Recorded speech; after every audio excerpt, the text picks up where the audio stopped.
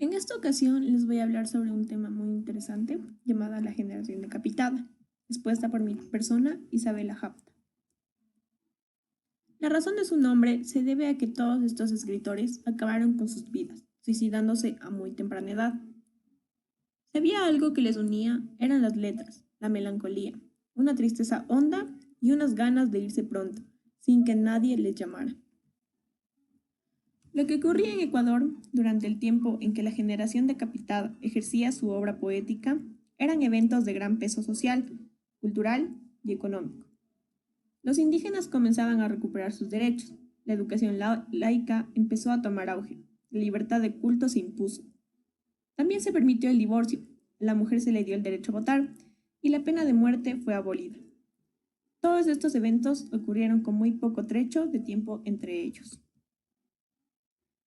Finales del siglo XIX y principios del siglo XX representaron para Ecuador años de cambios trascendentales. Todos los estratos sociales se vieron afectados directa o indirectamente en los distintos ámbitos de su vida. Los poetas decapitados y sus letras no escaparon de esta afectación. Influencias de la generación decapitada. Como influencia principal, bastión de estos hombres de letras, nos encontramos con el gran poeta Rubén Darío. El nicaragüense, quien fue considerado el padre del modernismo literario latinoamericano, fue uno de los tizones que encendió la llama de las letras en los corazones de estos cuatro hombres. La influencia europea era común que en sus tertulias recitaran a los famosos poetas malditos, como Victor Hugo, Arthur Rimbaud, Charles Baudelaire y Paul Verlaine. Dos detalles importantes que influyeron grandemente en la vida de estos hombres fueron el desamor y el abuso del opio. Representantes y obras de la generación decapitada. En primer lugar, podemos observar a Medardo Ángel Silva. Era originario de Guayaquil, nació un 8 de junio de 1898. Su vida estuvo marcada por la pobreza. Esta generó un sentimiento propio de rechazo y aprobio, a pesar de poseer un talento inmenso para las letras. En 1918, la publicación de su primer y único libro de poemas, El árbol del bien y el mal. Un año después de publicar su libro, el poeta tomó la cruenta decisión de acabar con su vida en frente de su amada. Como siguiente tenemos a Ernesto Noboa y Caamaño. Ernesto Noboa era originario de Guayaquil.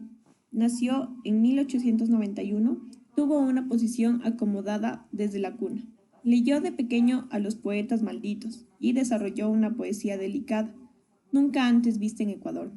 Publicó su libro Romanzas de las Horas en 1922. En 1927 se suicidó, dejando un legado literario inconmensurable al modernismo latinoamericano y a la poesía ecuatoriana. En tercer lugar, tenemos a Arturo Borja.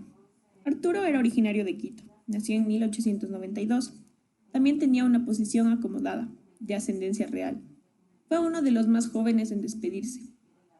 Fue el primero de los decapitados en mostrar claros rasgos modernistas en sus letras. Fue inspirado también por los poetas malditos. A la corta edad de 20 años se casó y luego se suicidó con una sobredosis de morfina. Después de su muerte se publica formalmente su poemario, La flauta del Onix y 6 poemas más. Y como último tenemos a Humberto Fierro. Es originario de Quito, nació en 1890. En el seno de una familia aristócrata ecuatoriana. Tuvo contacto con la poesía gracias a los libros de la biblioteca familiar. Allí quedó prendado de las letras por el resto de su vida. En 1929, y luego de la insistencia de Borja, ya que tenía una gran amistad, publicó El laúd del valle. La muerte lo recibió 10 años después de la publicación de su libro. Luego de su muerte, se publicó su otro libro, Velada Palatina. Aún hay dudas sobre si fue un accidente o suicidio. Lo cierto es que el último de los decapitados se despidió en 1900.